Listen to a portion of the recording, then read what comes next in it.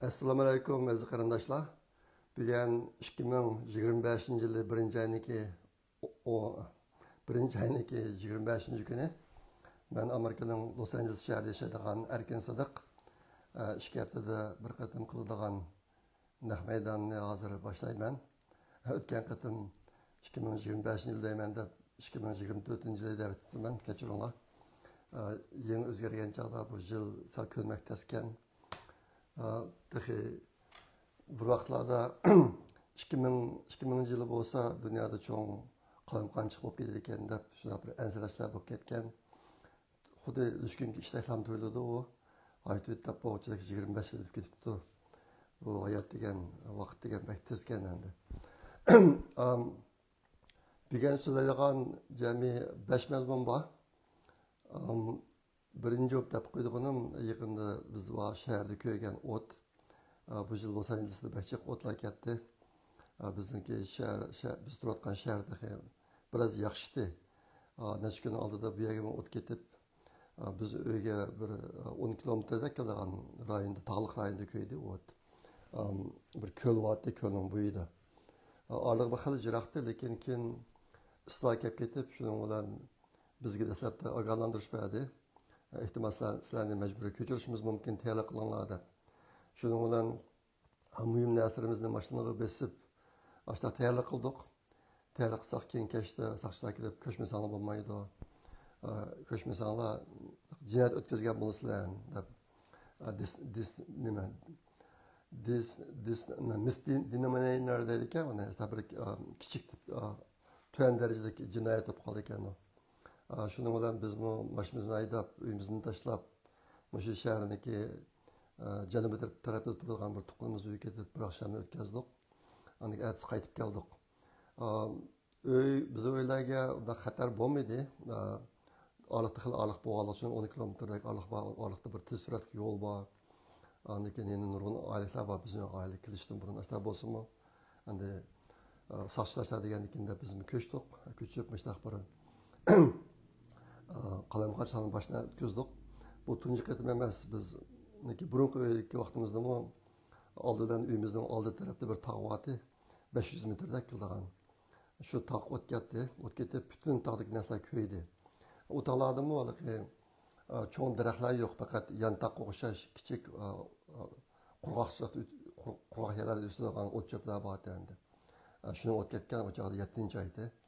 Biz qarab turdik, u tog' bilan o'yindagi orlig'ida bir yo'l bor. U yerga soqchi mashinalari qatori tizilib turdi deb o't pastga tushgan joyda uchirimizda. U tog'ning ustidagi o'tlarga amal qilolmaydi ekan endi. Ashta qilib keyin pastga tushganda o'chirib olgan. 2 kundan keyin uyimizniki oq tarafidagi rayonga o't ketdi, u yer 3 kilometrda keldi. Uni ko'rib turdik, ularni o'chiribdi. Yana bir yillardan keyin bizning uyimizniki oq tarafida xili jiroq yerda, bir 10 kilometrda kelish mumkin. Bir igiz tog' bor edi. Shu tog'ning nurg'un yerlar ko'p ketdi, o't ketib. İşte bu yerda o'tlar bo'lib turibdi. Vaqtim biroz paraganchiq bo'ldi bizga. Nasrimizni joyiga qo'yib olamiz qoldi uyga qaytib kelgandan keyin. Nurg'un qarindoshlar telefonda, uchurda hol so'radi, ovozli uchurlarda. Hol so'ragan qarindoshlarga ham ko'pdan ko'p rahmat. Bizdan xotirjam bo'linglar. O'tniki ishlari tugadi hozir. Los Angeles'ta yine küvatı da biroz. Benim bilişimce. Ben söyleyen ikinci mezmun Uyghur Project Fondu'na ait bazı haberler. Yakında Uygurlar degan jurnalniki 62. sonini to'rga chiqardik. Bu to'rniki muqovisi ishlatgan rasm Temur Xalibniki rasmi.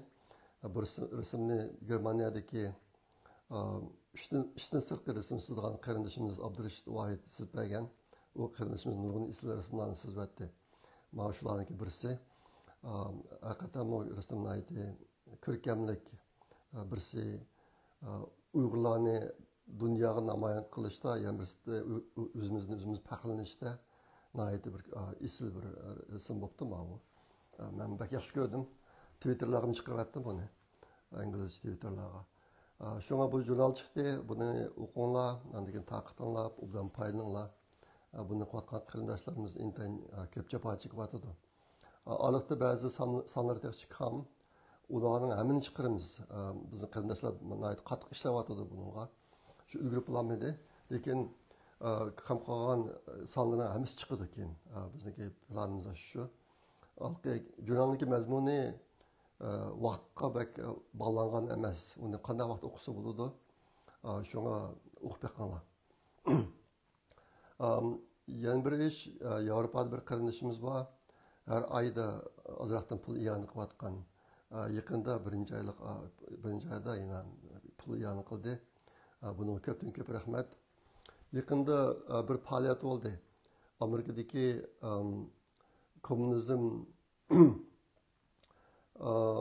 kommunizm qurbonlari fondi jamiyatidan urlashtirgan bir faoliyat. Buniki urlashtirgan kishining ismi Robert degan bir kishi urlashtirdi. U faaliyet Uyghur hikayeleri, medeniyet haqidagi aslimalar degan bir faaliyet. Bunun da Uyghur balları Uyghur medeniyeti haqidagi o'ziniki ta'sirat ko'z qarashlarini so'raydigan, so'zlaydigan uydagilardan birisidan savol so'rab Uyg'urcha ularning javobini anglaydigan. Bu savollarniki ba'zini şu fond jamiyatidan chiqarib bergan, ba'zini shu bolalar o'zlari chiqarib so'rash kerak ota-onasidan yoki bir yaqinlaridan.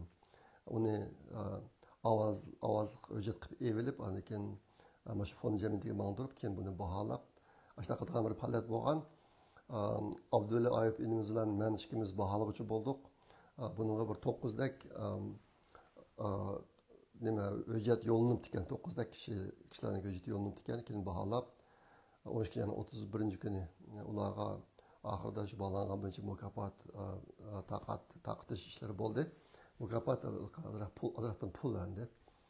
Birinchi darajadagi kishi olgan pul ko'proq, undan keyin ikkinchi darajaga olgan kishining puli misol ozroq, qolganlarimi hammasiniki mana faoliyatga qatnashganligi uchun ozroqdan pul taqdim qilib shunaqa bir faoliyat bo'ldi. Buningda bir qarindishimiz Avustraliyadagi o'zini qilsinchi Abidamniki qizi Munira o'ziga kelgan pulni Uyg'ur projekt fondiga iyon qildi. Bundan aytib suyundim men. Bu aytib islish endi qiymati bor ish. Sizga ko'pdan ko'p rahmat qizim Munira. Bundan keyin taxam ko'p Uyg'ur farzandlariniki mushuna faoliyatlar bo'lsa aktiv bilan qatnashishini umid qilaman. Bu yaxshi fursatlar endi o'zimizni saqlab qolish jihatda.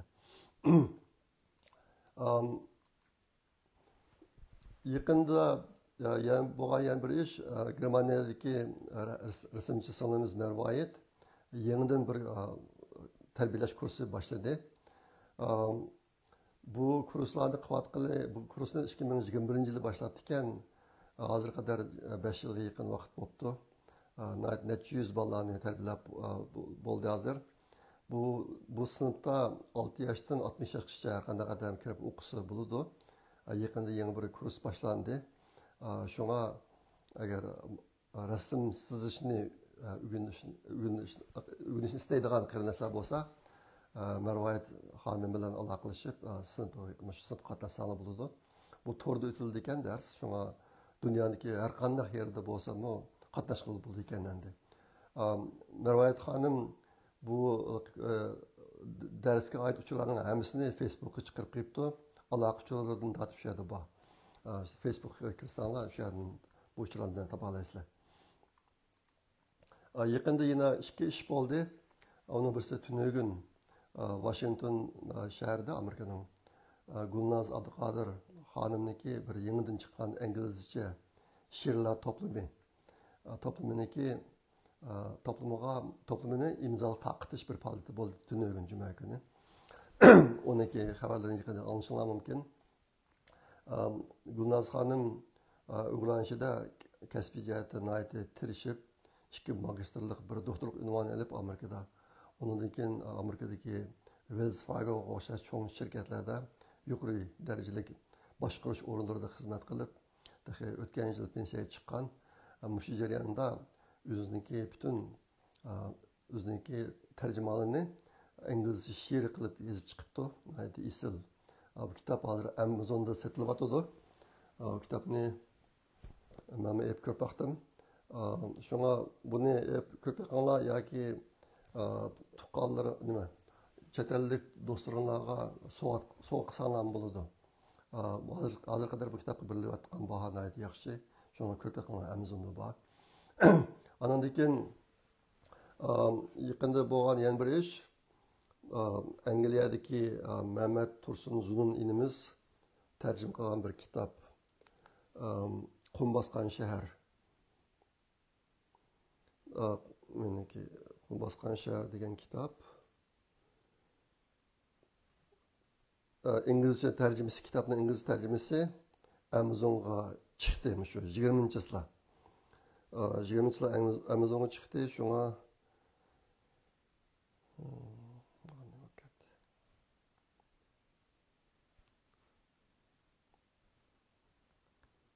Turun'la men arasını köspeye degendim.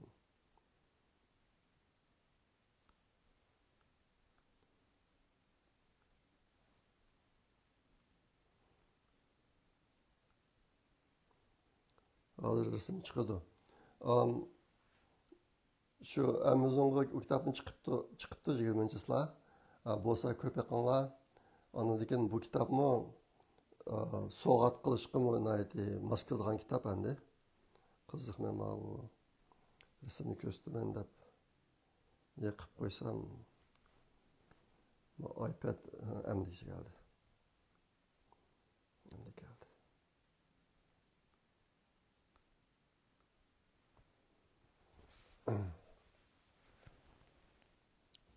Mana bu kitap şu.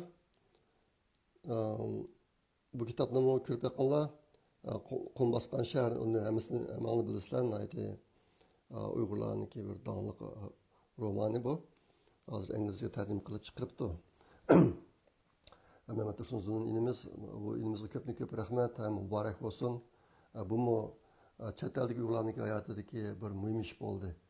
Bu anikin bu kitaplarga o'zingni ko'rgandan boshqa bo'lsa Amazonga kirib ostiga fikr yozib qo'yinglar.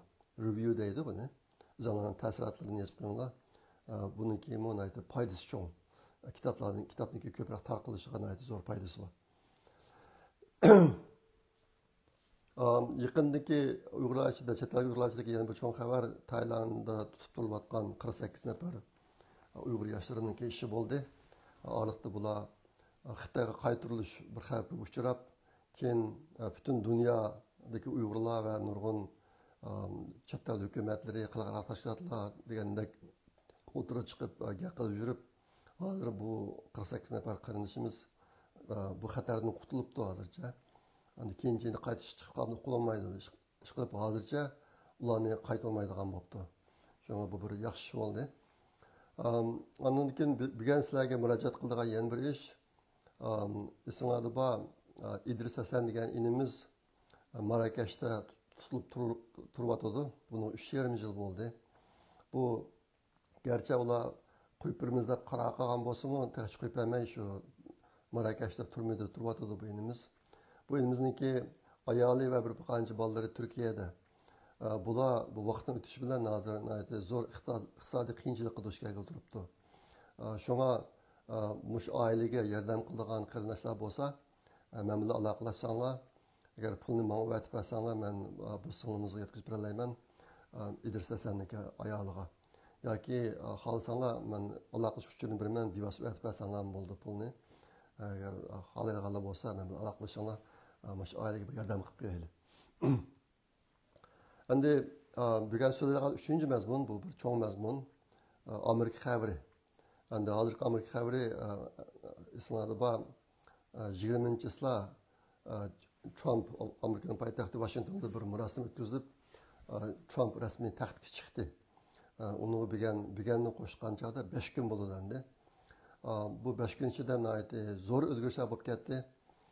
Bu huquqqa taxtga chiqish yoki huquqni olish murasimimi bir ta'sirli taqindilik bo'ldi. Bo'libmi aşağı berib bevosita ko'rgan kishilarning deyishicha televizorda ko'rgan bilan bevosita ko'rganniki farqi bak cho'ng bo'ldi deydi. Endi bevosita ko'rganlarmi biz o'sha televizorni ko'ribdi, cho'ng bir tantarbiya sariyaga kirib neçe 10 ming adamlar patlagan işte tenterbe sarayda. Ulan deyişçe bizim sizler ko'rgan televizyonu ko'rdik, lekin Açtaq meydanın üzüdü köse qat'iy o'xshamaydi ekan. Bu Amerikalarda ko'rilgan hayajonliq ta'sirlanish, to'xtamay Amerikada desa Amerikada voqealar ajoyib odamni. Aslida ko'zimda yosh to'xtamaydi deydi birodarlar deyishcha. Ashunaq bo'libdi bu faoliyat. Endi Trump bu shu qatimki shu nimada yig'ilishda murosimda nutq so'zladi. 12 oturup koygan planları mesela ötkende degan 10 plan var demiş. Onun asasen okşaydı. Şu neslerini bırakıp ta'kidledi. Bugün ulanınki bir kısmını bugün nazarət deymen. Bazı mühim nesler var indep koyduğun. Ondan başka Trump bir qancha narsani dedi bu yerda. Mesela ta'sirli gaplarni. Bugün azatlık günü dedi. Bugün today is a liberation day deb. Amerika'nınki bir azatlık günü dedi. Anikin bugün Amerika'nın altın devri başlandı dedi. Yani bir narsa men uchun aytam mühim deb o'ylagan narsa. Amerika'nın nazarida faqat ikki jinsi bor. Uning birisi birisi ayol, uning boshqa jinsi yo'q deb. Uning shu murosimdagi nutqida buni jakalli deshadi. Buni men mühim deyishimga sabab dunyo buzish qarab bo'lgan. İnsaniyet buzuluş qarab bo'lgan. Yalnız Amerika emas, bizniki bevosita tajribam bor. Masalan, bir qatim ayolim 4 yoshli nevramni ilib bir o'rniga kirsa, bir magazinga bir o'rniga. Ashaglan bir er kiribdi. Kirib shunga bilan "Ma ayollarni o'rniga desa, yo'q, men o'zimni eri sotmayman" deb. Ashtaq daraja bo'lib ketgan Amerikada. Andan keyin erlar o'rnisi, ayollar o'rnisi deb, andan keyin unisex bir xil kishilar o'rnisi degan o'rni chiqqan unisex restoran'da. Ishqilib qaysi darajada buzildi jamiyat, agar sizlar kirib ko'rmasanlar bilmaysizlar uni. Ashtaq bo'g'iltigan shunga bu qatimki Trumpning chiqishi insoniyat madaniyatini bir normallikqa boshlayotdi hozir endi. Şuna bununla bu işte ben pek hoşlandı. Trump'ın gaplarının içinde yine o tılgağımından esla var. Meni Xudayım kutkuzup kaldı dedi. Oxusan Trump bir qatim oxuydu, yani bir qatim tas qaldı oxuygili. İki qatim işte aşıq uçurdu. Andan keyin şu köçmenler meselesinde bunundan keyin Amerikaga zərərlik çekim ekirdiğan adamlarının həmisini teröristçiler deb qaraymiz degan narsani o'tirib qo'ydi. Bunun cho'ng farqi bor. Ularni teröristçiler deb qarasa, ularni soqchilar ko'rgan yeri tutsa bo'laverdi, tutib qo'lqasi bo'laverdi. Unga ruxsat olgan ishlar yo'q.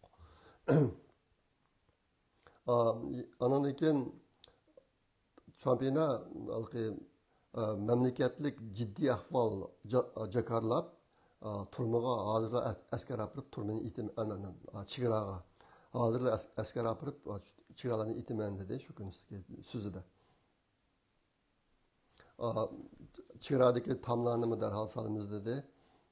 Ondan keyin yana bir muhim narsa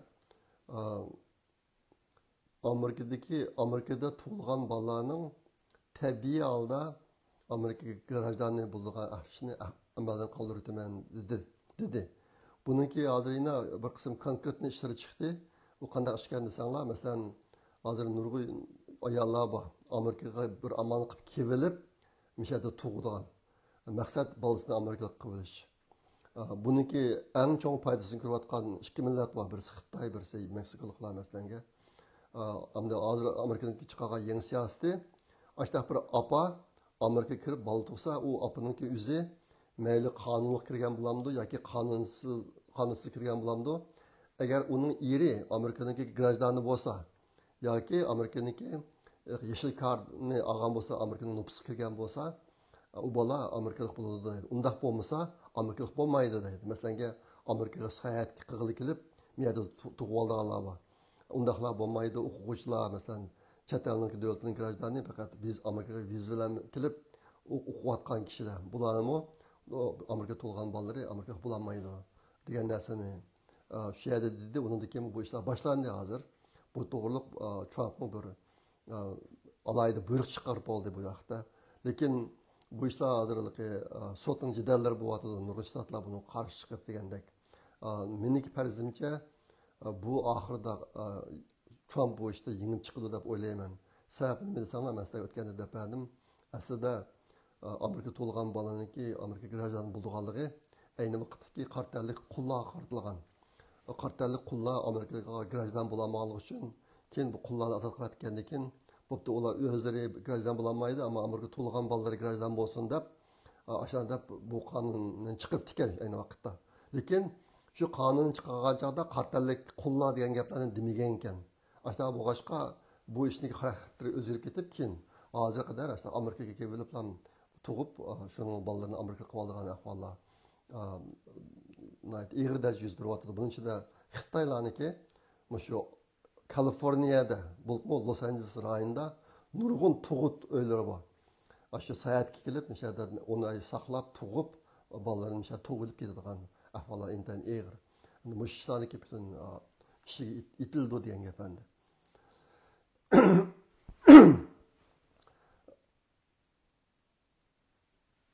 Ondan keyin mushunga munosabat kelgan bir xabar, Rubio, Mike Rubio 99.0 bilet bilan Amerikaniki tashqi ishlar ministri bo'ldi. Bu yerda biletniki 99 bo'lib qolishi aslida Vance degan kishi bu qatim muavin rais bo'lgan kishimi 100 senatorniki birisi.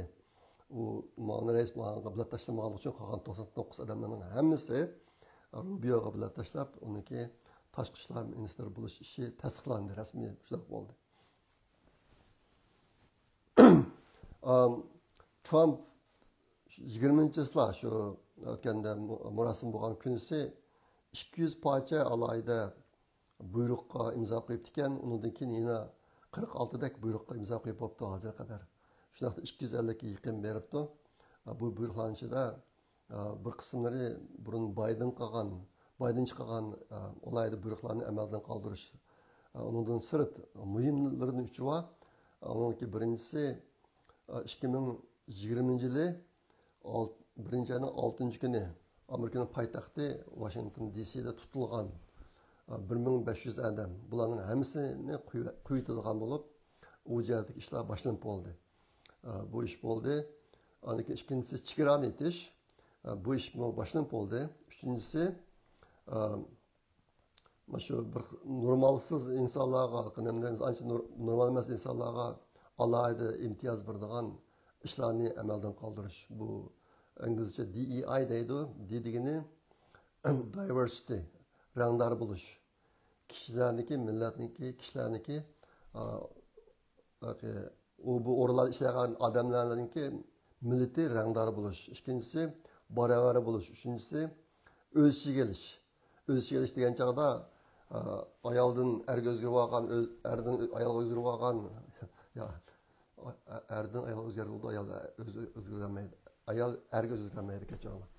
Andan keyin hamjinsliklar, terisining rangi oq emaslar degandek. Mushlarni o'z ichiga elish deganda sanasini chiqargan. Ashning bilan Amerikaniki shu xizmat kuchi kishilarniki kasbiy kuchi jihatda, boshqarish kuchi jihatda zo'r cheklanish bo'lib ketgan.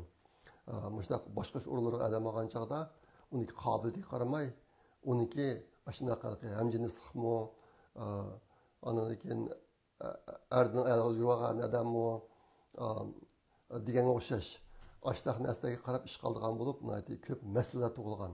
Ondan keyin maktablarni bek ig'ir buzib ketgan albattaman degandek, o'g'illar o'brinisi, qizlar o'brinisiga o'zgartib, bir xil o'brina deb unisex, bir xil jins o'brinisi deb. Amerikaniki nurg'un yerlarda, maktablarning ichida o'g'il qizmi degil olmaydigan ahvollar kelib chiqish boshlagan. Meni bilishimcha bu butun ishlarni boshlagan kishi Obama. Ama Obama'nın qilgan narsa Xitoyning kommunizm ideyasi. G'arb ellarda kommunizm, sotsializm ideologiyasi rasmiy kuchli tarqalgan. Xitoyniki Kommunizm instituti bor buning ichida. Endi boshqatim Mao yeniliklar orqali bu ishlarga xotim berilmoqchi. Bu jihatim ish boshlanib bo'ldi.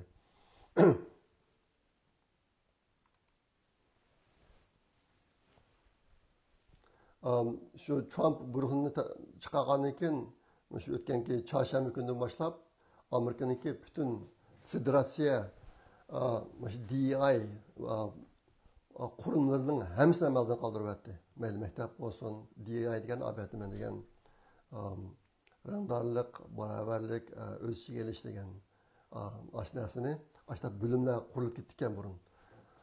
Federal hokimiyatning Amerikan davlat hokimiyat o'rinlarining ichida maktablarda degandek shularning hammasini amaldan qoldiryapti.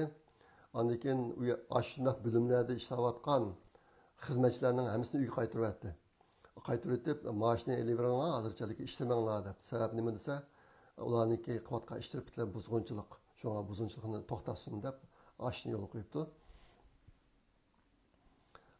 Bu narsa chiqqandan keyin NASA'ni aytdi tez tutish qilib butun NASA sohasidagi o'sha o'rinlarni hammasini amaldan qoldiribdi. Undan keyin NASA'ning xodimlarini agar yana bayqalmagan o'sha odam yoki bilimlar bo'lsa pash qilinglar debdi.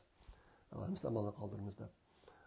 Shu DEI masalasi tufaylidan Harvardniki, Amerikaniki, dunyo eng donliq maktabi Harvardniki o'quvchilar sifatida intan zo'r chekinish bo'lib ketgan. Ularda oqtanlikka bir xil o'lcham, qartanlikka bir xil o'lcham, osiyolikka bir xil o'lcham, undan keyin hamjinslik va jinsini o'zgartgan kishilarga bir xil o'lcham degandek ashtaq narsalar yo'l qo'yib ketib, Harvard universitetimi vayron bo'lib taslaq olgandi. Bu ishlar o'xshalgan bo'ldi. Yaqinda o'qislar Los Angelesda cho'ng o't ketdi, hozir kuyotyapti ba'zi yerlarda tog'ning ichida. O'sha Los Angeles naisining shahrining shu o't o'chirish boshqarmasiniki 3 cho'ng boshlig'i, 1-2-3 qo'l boshlig'ining hammasi hamjinslik ayollar. Bular nima bo'lib ketdi desanglar, ishqa adab olgan chog'da o't o'chirish odamlarning shu uniki qobiliyatiga qaramay butun kuchi bilan hamjinslik yoki jinsni o'zgartgan odamlarni, qartaliklarni, odamlarni ish qilamiz deb, oqtaliklarni kamsitib, qolgan qobiliyatli odamlarni kamsitib mushtaq bo'lib ketgan. Shunga o'tganda men sizlarga ozoq dedim, Los Angelesniki o't o'chirish boshqarmalarida ig'ir masala bor deb. Masalanki birsimiz shu. Yaqinda bir hikoyani angladim. Los Angeles bo'lgan ishkan bir oqtalik men o't o'chiruvchi bo'laman deb iltimos qilibdi ekan. 20 yil bo'libdi bunga. Ammo qat'iy bo'lolmabdi, o't o'chiruvchi bo'lolmabdi. Bulamay yaqinda bir chaqiriq kelibdi. Bizni xizmat uchun kurashish qilamiz deb intervyu deydi inglizcha. Shu yerga berib, aşağıda salab tursa, yana bir qartalik bor ekanda, shu paranlashib, sen iltimos qilgan uzoq bo'ldi, men 20 yil saqladim desa, men 3 kun oldin iltimos qilgan debdi. Demak, ani 3 kun oldin iltimos qilgan odamni chaqiribdi, madam 20 yil saqlabdi. Masala mush darajada egri bo'lib ketgan.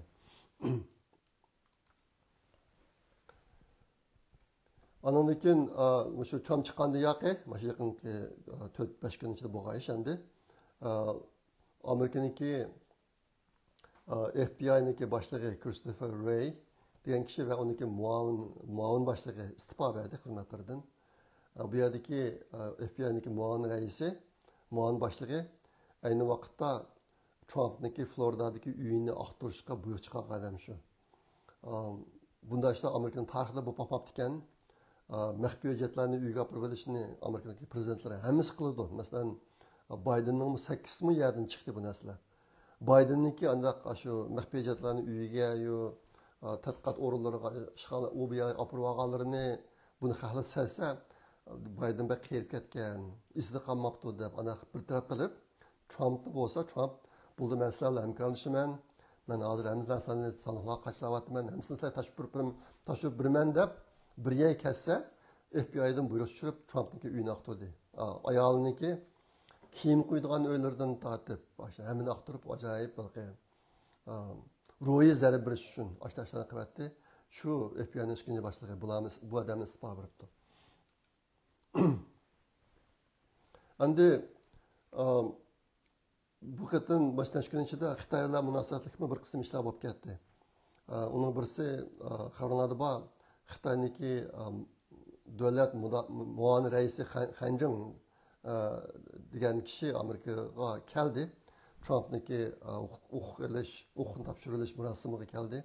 Kelib u zalniki bir bulunida chashqandek tu deb odam rasmni ko'rsang hayron qolsan chashqanga o'xshaydi bir bujugida hech kim diqqat qilib qo'ymaydi hech qanday odam ko'zini ilib qo'ymaydi uni ashta qilib shu marosimga qatnashdi endi bu qatimki mushishdan bir o'zgarish bo'libdi burun agar amerikaniki yangi prezidentlari marosim qilgan chog'da xitoy hukumati xitoyniki amerikada turishlik bosh elchisini o'tadi ekan bu qatim buning darajasini o'stirib muavin raisini avatibdi faoliyatga ondan keyin amerika nima Trump bu qatim bu marosimga Tayvan vakillarini taklif qilgan ularni keldi xitoy bunga norozi bo'ldimidi burungi vaqtlarda bo'lsa vaqirab jaqirab bir narsa bo'lib ketadi bu qatim unday emas ya'ni bular nima bo'lyapti desanglar xitoy amerikaga biroz yumshadi hozir o'tgangi aybilar ancha yo'q shunaqa yumshab ketgan buniki aslidagi maqsad nima desa endi xitoy ilmiy bak usta ularniki nazarida agar Trumpni qo'lga keltirib olsak hamma ish bitadi deb imkon bor Trumpga yumshoqlik qilib xushomat qilib oshna bilan ishni bitirish shunaqa bir taktikani qo'llangan bular andiki bo'libmi Shi Zinpinniki maqsadi Trumpni Tayvandan voz kechtirish bu eng chong bir maqsad endi shu ishlarni qilib kelgan lekin yaqinda bu jihatda xitoyga intayin cho'ng ziyon bo'ladigan bir ish yuz berdi ikki kun oldida bu nima desanglar amerikaniki kongressi avom palatasi bilan kengash palatasi xitoyniki eng e'tibor beriladigan davlatlar degan salohiyatni ip tashlash haqida bir qonun loyihasi chiqadi avom palatasining birisini kengash palatasining birisini chiqadi bu narsalar shu kelar oyda rasmiy ijro qilindi ekan agar rasmiy tasdiqlansa shuni qo'shib xitoy mollariga boj qo'shish burun Trump 10% boj qo'shiman degan gapning biri degan u chog'da 10% bojni asosan xitoyniki shu fentanil degan zaharlik dorisi mushni amerikaga o'g'licha akirib taqtilgan mushni to'xtatmasa yana 10% boj qo'shiman degan aslida bu boj xitoy mollariga hozirga qadar qo'shilib kelayotgan boj o'tganda Trump chiqqandan keyin 20%ga yaqin 19,5% ma 10% qo'shsa 30% bo'ldi bu qatim bo'lsa saylam jarayonida Trump xitoy mollariga 60% boj qo'shiman deb kelgan lekin bu jihat ishini boshlamagan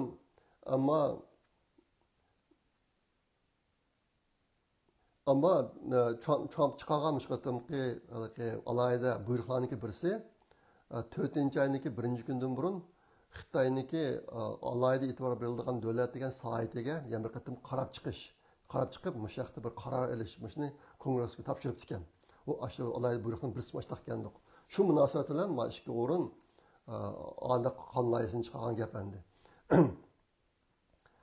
23-yilda bo'libdi bu ishlar endi xitoylar 2000 yili Clinton prezident vaqtida shu eng e'tibor beradigan davlat degan salohiyatga erishib olgan ashuna bilan xitoylardan ilinadigan boj bu narsalar kechirim qilinib nurg'un e'tiborlar berilib nurg'un hamkorliklar yo'lga qo'yilib andiki uni dunyo savdo tashkilotiga akirib degandek nurg'un ishlar bo'lib ketgan shundan keyin hozir endi Trump osh ahvollarni bir tekshirib yangidan qaror chiqarish buyruqini chiqaribdi shuning bilan mana shu avom palatasi kengash palatasi qonun loyihasini o'tirib chiqaribdi bu qonun loyihasini ichidagi yana bir narsa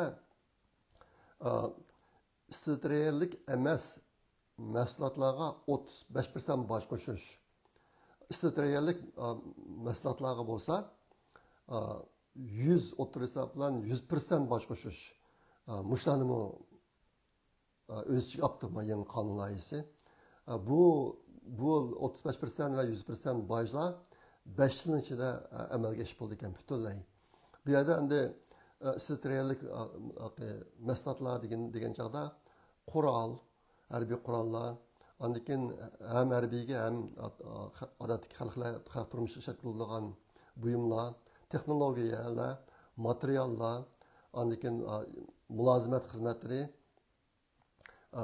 mulozimat xizmatlari deganim bu shu harbiy qurollar bilan munosabatlik. Mallarning hammasi harbiy qurollar bilan munosabatlik.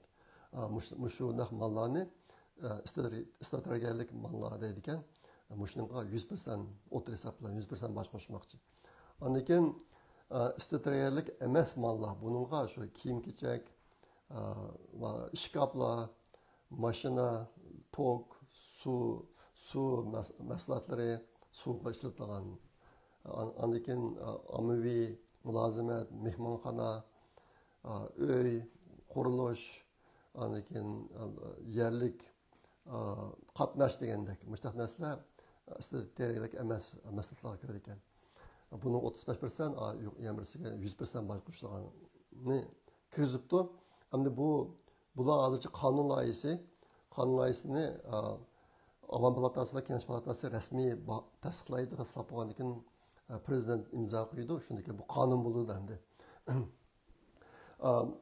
Bu qonun loyihalari asosan o'tib ketadi deydi. Endi bu yerda bir ish bor. Nima desanlar, yaqinda Trump yana Xitoy haqida biroz qalaymaqon ishlarni qilyotdi. Masalan, Xi Jinping bilan telefonda so'zlashdi.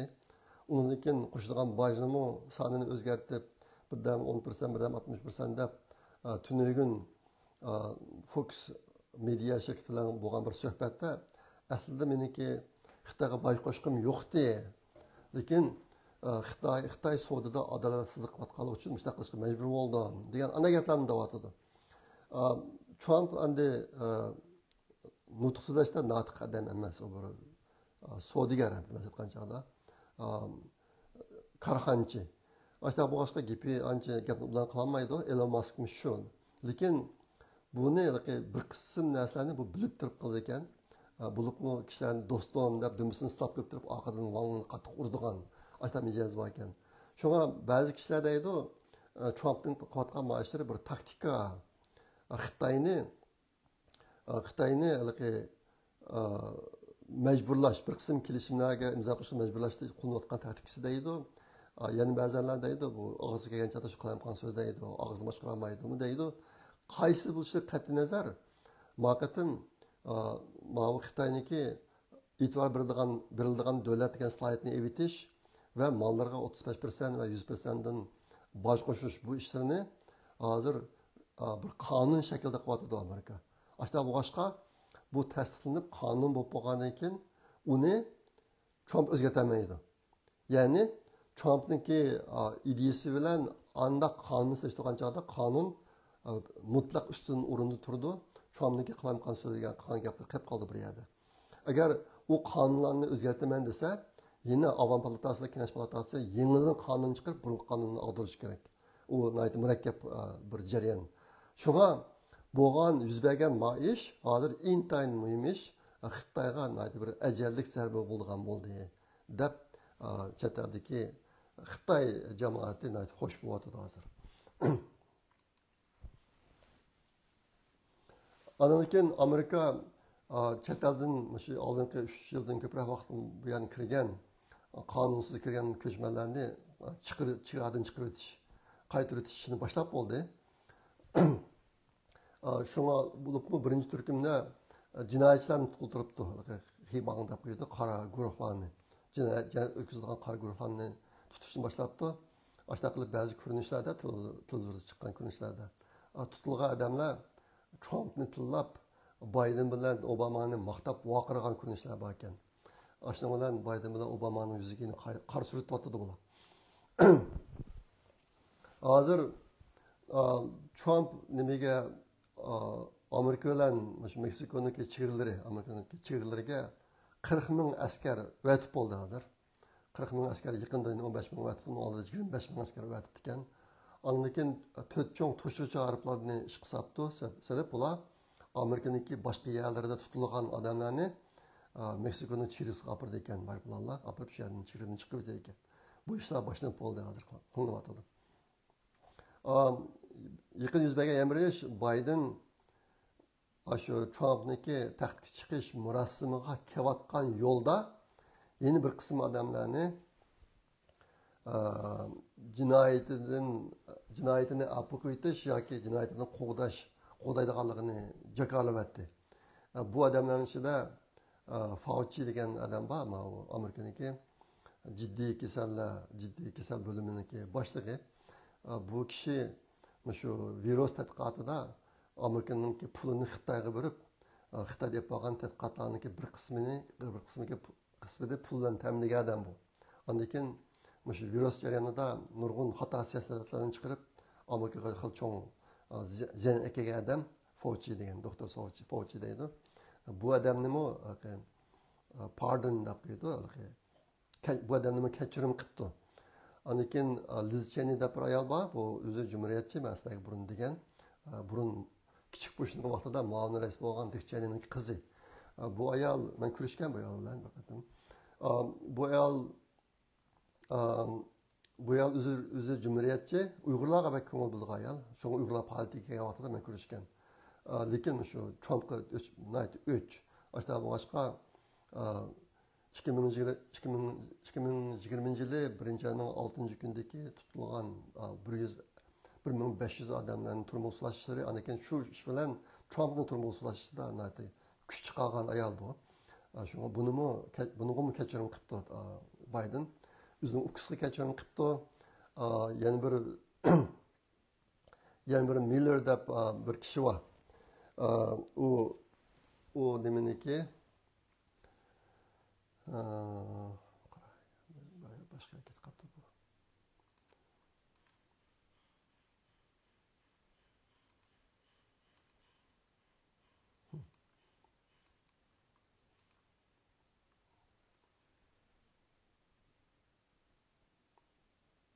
Mark Miller degan bir adam var.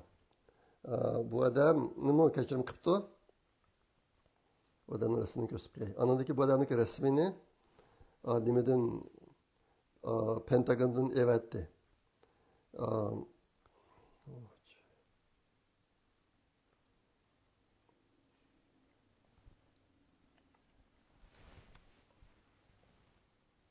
Pentagondan evatdi.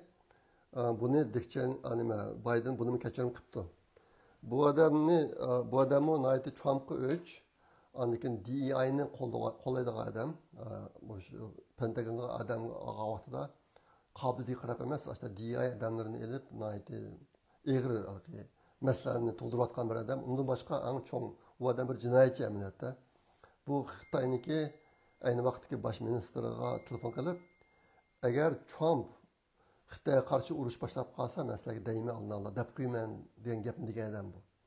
Shunga bu bir xoinlik amaliyotda. Ashta bu boshqa kim o Biden bu adamni kechirim qilibdi bu adamni. Yana bir adam bor edi. Linda Fagan deb, bu rasmini men o'yatman deb, buni o'yatmay boshqasini o'yatib qo'yibdi, men sizlarga ko'rsatib qo'yay degan. Bu adam Amerikaniki dengiz qirg'ini qo'g'dash idorasiniki birinchi qo'l boshlig'i. Bu adamning ismi Linda Fagan, aslida ayolga o'zgarib olgan. Bu ayolga o'zgargandan keyingi ismi Linda degan ismlari. Bu adamni ishdan chiqaribdi. Fired deydi. Trump hozir ba'zi odamlarni ishdan you are fired deb ishdan chiqarish boshladi. Bu adamni ishdan chiqaribdi. Bu odamni xizmat iqtidori yo'q qo'yilgan vazifaga. Andiki bu chiqqandan keyin chegarani dengiz qirg'oqlarini qo'g'dash emas, hamma yerlardan mana DEI odamlarini izlab, shularni ish qilib, shularni qo'g'dash qilib elib, ashta qilib bu bir bo'limni aytdi. Ig'ir darajada buzib o'tgan bir odam. Buni ishdan bo'shatibdi.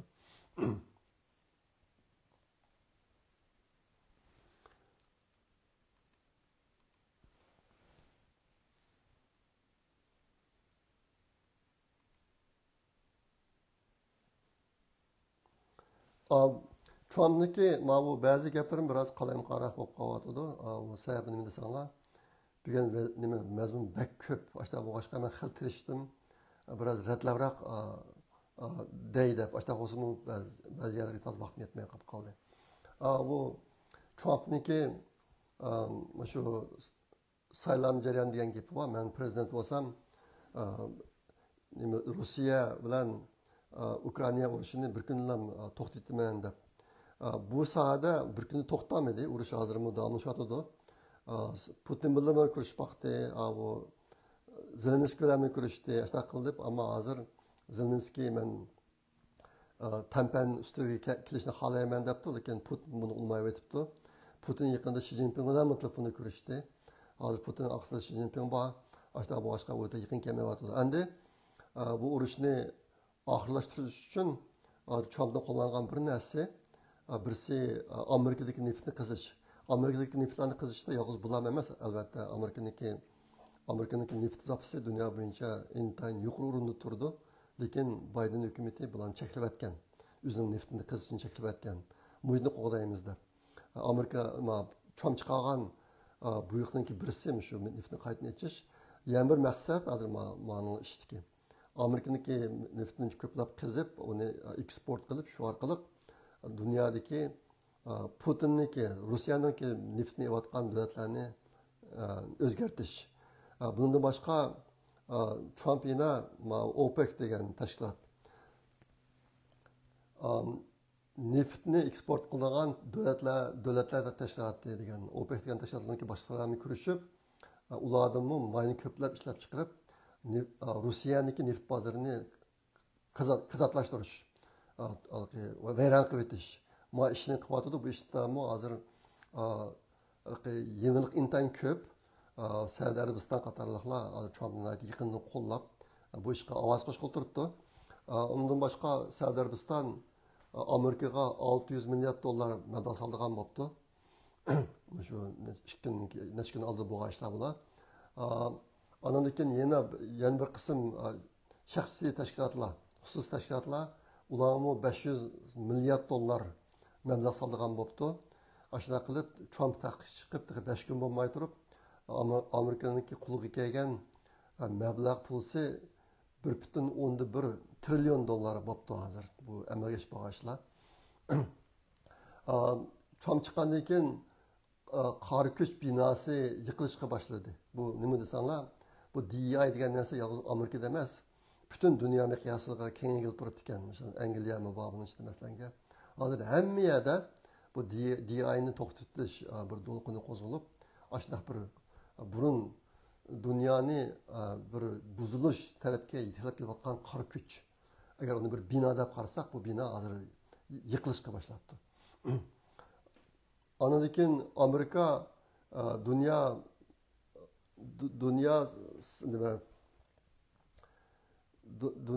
bu sog'lomlik tashkiloti va Parij muhitni asrash kelishmasi qatorlardan chiqib chiqilgan bo'ldi. Bu ishki o'ringa Amerikaniki chiqarayotgan pulsi pek ko'p. Har yiliga meningki bilishimcha 1 trillion yaqin dollar pul chiqaradi yoki 100 milliard dollarmi ish qilib, ko'p pul chiqaradi ekan Amerika. Lekin unumi yaxshi emas. Sizlarning xabaringlarda bor, dunyo sog'lomlik tashkiloti Xitoyning shu virus jarayonida intayin qattiq qo'g'di. Amerikadan pul olib Xitoy uchun xizmat qildi bular. Ondan keyin bu muhitni asrash kelishimlari hozir muhitni eng buzayotgan o'rin Xitoy. Unda qilib qolsa Hindiston bo'lishi mumkin. Amerika ko'p mablag' ajratib o'zining ishini yaxshi qilyotdi. Lekin mushalarga bu Amerika ko'p pul to'laydi ekan. Qolganlar amal qilmagan. Masalan, Xitoy kelishim imzo qo'ydi, lekin qat'iy bu jihatda ish yapolmaydi. Ashta boshqa bu ishkasini chiqitimiz davotida hozir buni qaror qilib bo'ldi. Ana kishilar deydi, Amerika bir bo'lsa BDT'dan buncha ketishi mumkin deydi. BDT mu butunlay Xitoyniki qurolga aylanib ketdi, Xitoy va Rossiyaniki. Burungi funksiyasidan butunlay qoldi endi. Ashta boshqa bundan chiqishi mumkin degan gaplar bor. Amerika Biden Trump hukumati ayni vaqtda Hunter'niki bir kompyutersi pashib qilib, uningdan nurg'un eski narsalar chiqqan. Keyin mushtaq narsa o'tirib chiqsa, buni Biden hukumati qo'g'dab, shu nimani sayya o'rinlari Justice Department ichidagi 51 odam bu kompyuter Hunter'ның emas, Biden'niki o'g'li Hunter'ның emas, bu Rossiyaniki uyini deb xat imzo qo'ygan ekan. Hozir bu odamlarning hammasi ishdan istifa berib ketibdi, lekin ular tekshirilmoqchi.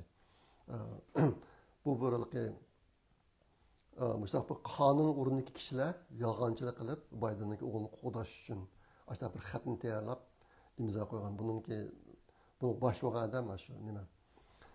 Amerikadagi tashqi ishlar ministri Biden vaqtidagi Blinken shu odam qilgan bu ishlarni, ishlarimiz tekshirilgan bo'libdi. Kanada bilan Meksikoga 2-oyning 1-kunidan boshlab 25%dan boj qo'shilgan bo'libdi. Kanada bilan Meksikodan kirgan mallarga. Hozir endi mushta qilsa Kanada vayron bo'lib ketamikin degan cho'ng endişe bor.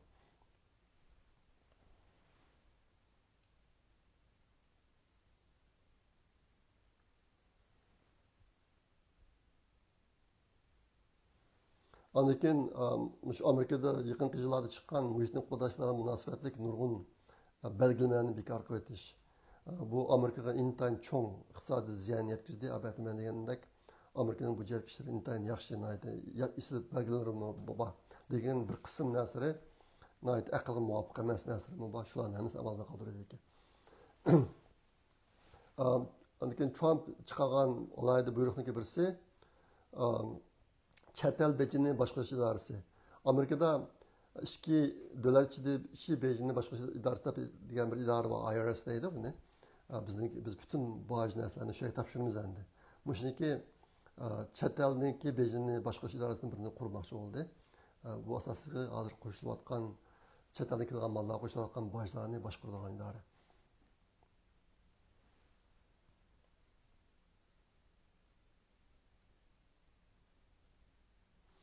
Bu qatim bo'lgan yamir yangish, shu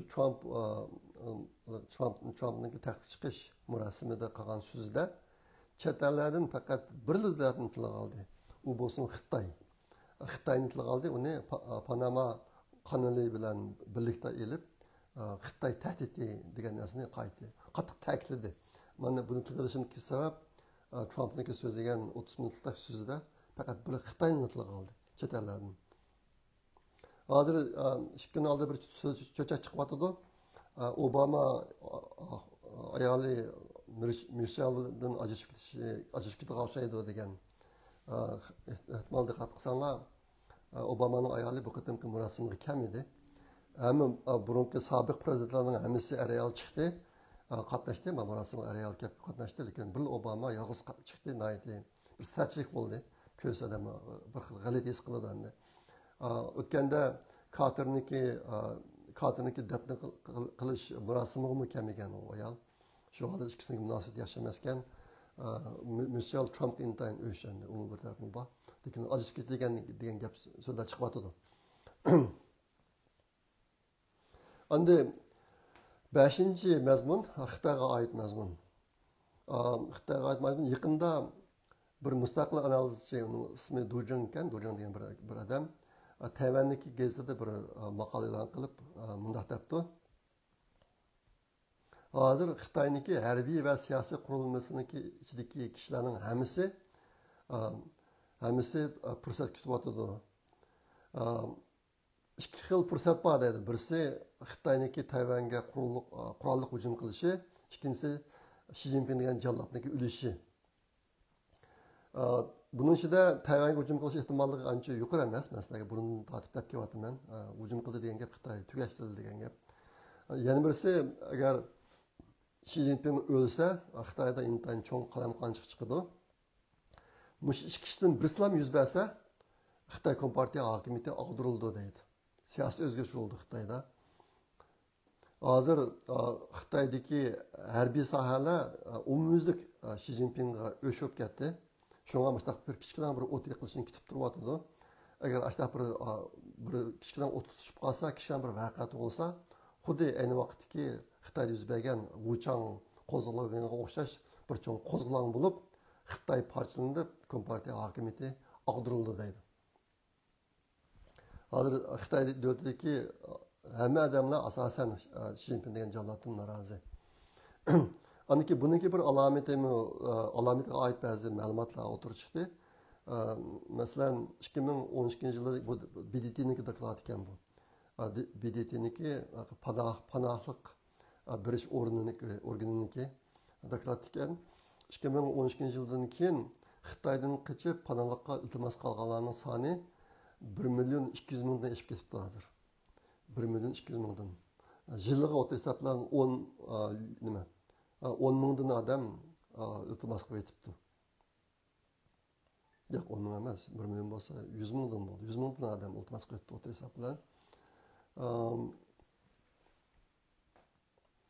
2024 yılı o'tgan yil bir yil ichida panohlikqa iltimos qilgan Xitoylarning soni, chet elga chiqib panohlikqa iltimos qilgan Xitoylarning soni 170 mingdan oshib ketibdi. Endi hozir Xitoy iqtisodidagi vayron bo'lish, chekinish darajasi intan yuqori bo'lib ketdi. Buniki bir alomati mush oyning oxiri Xitoyda Chag'an bayrami bo'ladi. Chag'an bayramida Xitoyniki u yerlarga ishqa xizmatga borgan odamlarniki hammasi o'zining yurtiga qaytib, Chag'anni uydagilar bilan o'tkazadi. Bu yilga kirayotgan bir cho'ng alomat Xitoyniki hozir Chag'anga oz qoldi, 10 kundek vaqt qoldi. Hozir nima Xitoyniki tez suratli poyezdlari quruq deydi, chiqadiq odam yo'q. Odatdagi poyezdlar yana xil qisdan o'xshaydi, lekin tez suratli poyezdda ancha odam yo'q. Demakki, hozir iqtisodniki nacharligidan mushundoq ishlarga pul xarjlaydigan odamlar ozib ketibdi. Bugun so'ygan mazmunlar shundoq, ehtimol sal ko'proq bo'lib ketdi, biroz qayoqqan bo'lib qoldi. Albatta masala degandek xil tirishib baqdim. Biroz ratlavroq so'zlaydi, lekin mushliqlardim. Shunga apu qilasizlar. Amis bo'ladi, aklar qatim ko'rishishga omon bo'linglar. Xayr xo'sh, Allohga omonat.